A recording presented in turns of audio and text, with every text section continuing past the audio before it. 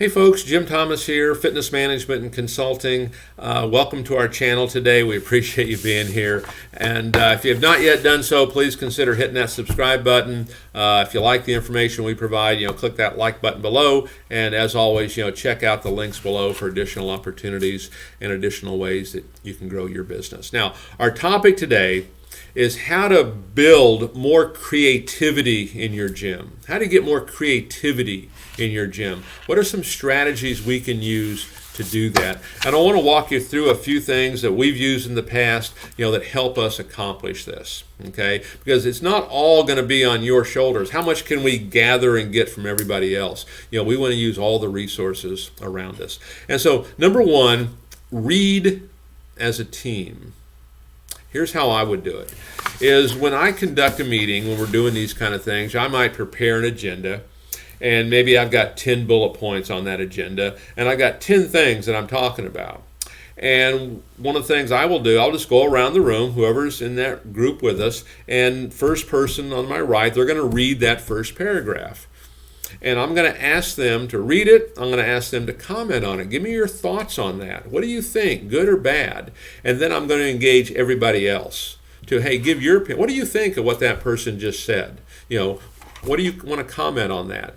And so what we're trying to do is we're trying to get everybody engaging together as a team. They don't necessarily have to agree, even though it always is constructive, it always is positive. We don't allow it to go negative. But everyone's going to read a paragraph, they're going to comment on it, give us their thoughts, and then everyone's going to go around. Because what you start to find is some folks have some pretty good insights, and someone might, well, hey, I like that, I'm going to do that. Or somebody else says, oh, yeah, I can see where that would be a struggle. Hey, here's what I did to fix that. Okay, and it really does work well. So read as a team and get people to comment back and forth. But this has to be, and I'll talk about this later, but this has to be kind of a safe environment. This is not a critical environment where we're criticizing that kind of thing. So it's a safe environment. Number two, organize some team brainstorming. Have meetings where people are bring ideas, bring your craziest idea, bring your wildest idea, bring your simplest idea that you never thought we'd go for, and let's hear what you've got. Okay, we want to encourage these kind of brainstorming sessions. Bring your ideas, and I know a lot of times. A lot of times marketing people are involved in some of those things, certainly salespeople. I can tell you we've had some great brainstorming sessions with front desk staff, and I remember one in particular. We had a front desk meeting, and we had a gal who worked at the front. She just worked, I think, on Saturdays or Sundays for a few hours, wasn't there very much. And man, when we had that group meeting that she was able to attend, I thought she provided more value than anybody else in terms of brainstorming ideas on things that we could do at the front desk to make it more effective to control, to make it more effective to sell retail, check people in, get prospects back to membership reps and like that. So you never know where this is going to come from. Number three, in a manner of speaking, I talked about it earlier, you want that safe environment, but you want to encourage failure. And what I mean by that is, hey, let's go for some of this stuff. When we decide to go for it, let's don't not go for it because we're afraid it's not going to work.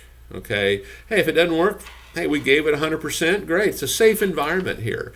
And so one of the things that'll stifle creativity quicker than anything else is, criticism over its failure. And so let's make it a safe environment in that regard. Number four, go someplace different for the meeting. You don't have to do the meeting in the same place every single time. Change the venues a little bit. Maybe you're going to go to the local coffee shop. Maybe the local bookstore has got a place where you can kind of do something like this. Maybe there's your bank might have a conference room that you can utilize. But go someplace different. Change the environment up. Change how you do it. Okay, mix it up a little bit. Number five, rearrange. And let me tell you what I mean by this. We're kind of talking about creativity. But rearrange maybe your gym, okay, maybe your lobby. I know a lot of clubs that I get involved in where we're doing turnarounds. We want to increase the energy level. We want to increase the activity level. We want to increase the enthusiasm. So when the phone rings or a person comes in, hey, we're upbeat and ready to go. Because sometimes you kind of just get, okay, and we get kind of drawn back into it. And so we'll rearrange the lobby. We'll rearrange the things in the wall. We'll move equipment that we can move. We'll do all these things. And so now it takes that energy to a whole new level. So think about it. Think about just rearranging things a little bit. Number 6, be active, stay active. We want to encourage, and I know we're in the fitness industry, right? And hopefully we're all using the facilities. Not everybody does. But encourage folks to stay active. Get out there and use the equipment. Participate in the classes. Do all this. The more we're doing that, the more it's going to, I think, help that creativity because we're active. But we're also out there talking to other people. We're engaged with other people. We might have experienced things that other people experience that maybe are not what we want. Okay, and so getting out there and being active is really going to be beneficial. And then finally on my list, and I use this one. This is also a lot of times is in our roadblocks and setbacks when we're preparing a plan of action on how to make sure that we get the number of sales we need. But encourage team crossover. And so what I would suggest is maybe a salesperson, maybe they've got, if they're qualified, maybe they got some time on the workout floor, helping members. Maybe we're going to switch folks up, and someone who's a personal trainer might spend 2 hours at the front desk. Maybe a salesperson might spend some time in the front desk. Maybe a trainer might spend some time on the phones. Maybe one of the managers is going to spend some time at the front desk. So in other words, cross-train everybody. Have them work different positions. It'll give people a different viewpoint of what you're looking for because we're trying to get more creative here. And the more we can experience, the more we can sit or stand in somebody else's shoes, we might see it a little bit different. Okay, so these are some tips. These are some things you can do to create a more creative business because the more creative you get, you're looking ultimately, there's always 2 things I'm looking for here. We're looking for differentiation. What can we do different than everybody else is because, A, this is how you eliminate competition. And then, how do we market to an uncontested market space?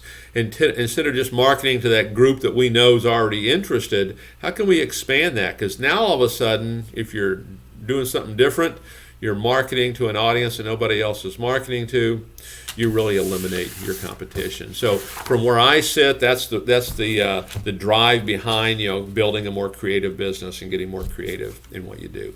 So folks, my name is Jim Thomas. My company is Fitness Management and Consulting. Again, check out the links below. We look forward to hearing from you and hope you all have a great day.